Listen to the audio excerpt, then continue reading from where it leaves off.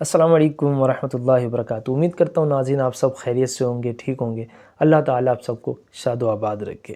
ناظرین، جب قوم لوط کی سرکشیاں اور ان کی بدفعلیاں عروج پر پہنچ گئیں اور وہ قابل ہدایت نہ رہیں، تو وہی ہوا جو ایک گناہ گار اور بدکار قوم اور شخص کے ساتھ کیا جاتا ہے کہ اللہ کا عذاب آ گیا۔ ہوا کچھ یوں کہ حضرت جبریل علیہ السلام چند فرشتوں کے ہمراہ اور خوبصورت و حسین و جمیل لڑکوں کے ساتھ مہمان بن کر حضرت لوط علیہ السلام کے پاس پہنچے۔ تو ان مہمانوں کے حسن و جمال و خوبصورتی کو دیکھ کر اور اپنی قوم کی بدفعلیوں کی خصلت کو ذہن میں لا کر حضرت لوط علیہ السلام فکر مند ہو گئے۔ تھوڑی ہی دیر کے بعد قوم کے بدفعلوں نے حضرت لوط علیہ السلام کے گھر کا محاصرہ کر لیا اور آپ کے مہمانوں کے ساتھ بدفعلی کے ارادے سے آپ کی مکان علی شان کی چھتوں پر، دیواروں پر چڑھنے لگے۔ تو حضرت لوط علیہ السلام نے نہایت ہی دل سوز کے ساتھ ان کو سمجھایا اور ان کو اپنے اس برے فعل سے روکنے کی کوشش کری، پر وہ لوگ اپنے اس برے فعل سے باز نہ آئے۔ تو آپ علیہ السلام کو اس فکر اور اس متفکر اور رنجیدہ حالت میں دیکھ کر حضرت جبریل علیہ السلام نے عرض کی، یا نبی اللہ، اے اللہ کے نبی، آپ پریشان نہ ہوں، آپ تکلیف میں نہ ہوں، غمگین نہ ہوں، ہم سب فرشتے ہیں اور اس قوم پر عذاب لے کر نازل ہوئے ہیں۔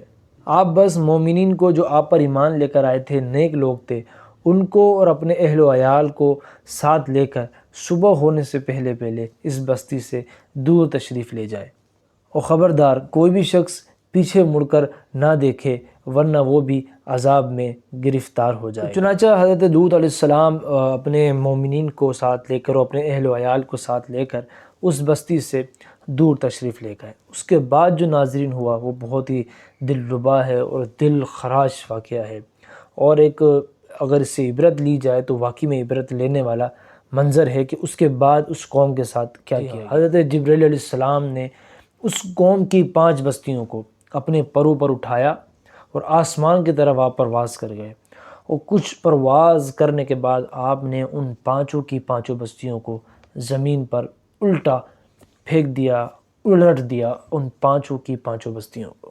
اور یہی نہیں، پھر اس کے بعد ان کو پر پتھروں کا مینہ برسایا گیا۔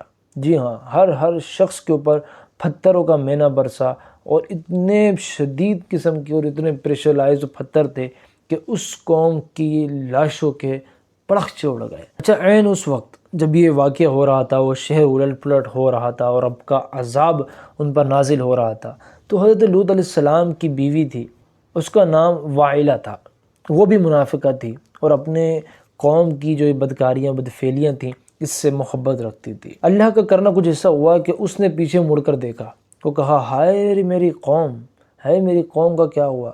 یہ کہنے کے بعد آپ علیہ السلام کی بیوی وہیں کھڑی رہ گئی اور دیکھنے لگی اپنی قوم کو۔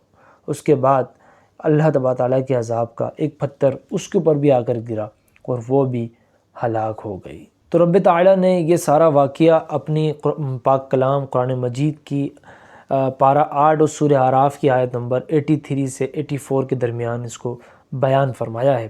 اللہ تبارک تعالیٰ فرماتا ہے، ترجمہ کنز ایمان ہے، تو ہم نے اسے اور اس کے گھر والوں کو نجات دی، مگر اس کی عورت وہ رہ جانے والوں میں ہوئی، اور ہم نے ان پر ایک مینہ برسایا، تو دیکھو کیسا انجام ہوا مجرموں کا۔ ناظرین، جس قوم پہ جو پتھر نازل ہو رہے تھے نا، اس ہر پتھر کے اوپر اس شخص کا نام لکھا ہوا تھا جس شخص نے اس پتھر سے ہلاک ہونا تھا۔ تو ناظرین، یہ بہت سبق آموز واقعہ ہے، یہ واقعہ ہمیں بہت کچھ سکھاتا ہے۔ اللہ تبارک تعالیٰ ہم سب کو آسمانی اور زمینی ناگہانی آفات و بلیات سے محفوظ رکھے۔ اس فعل سے ہم سب کو بچنا ہے، اور جو اس فعل ملوث ہیں ان لوگوں کو بھی اس سے بچانا ہے۔ اللہ تبارک تعالیٰ ہم سب کا حامی و ناصر ہو۔ نیکسٹ ویڈیو تک کی اجازت دیجیے، اپنا خیال رکھیے گا۔